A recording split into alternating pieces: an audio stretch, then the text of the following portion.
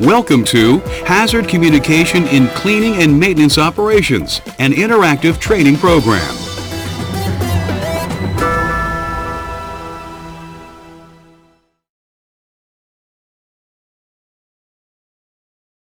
This course should be reviewed to assure that the information conforms to recommended procedures, as well as to any federal, state, or local laws regarding any facility's operations.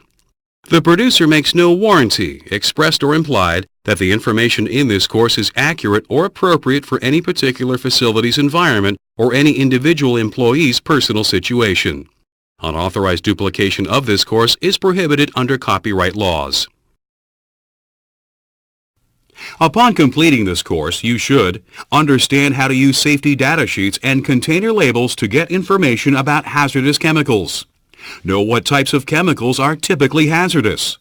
Know how to work safely with hazardous chemicals. Understand how to store chemicals safely. And know what to do in case of a hazardous spill.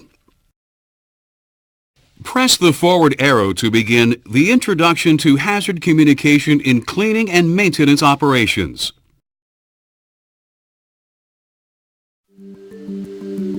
You've probably heard of OSHA's Hazard Communication Standard, but you may not have thought about how it affects you. Did you know that an ordinary cleanser can actually be toxic, flammable, even explosive? OSHA's HazCom standard and similar state laws exist so that you have the right to know about potentially hazardous materials that you may encounter in your workplace, which is why they are sometimes referred to as the right to know regulations. Their goal is to make sure that you have the information, training, and equipment you need to work safely around hazardous materials.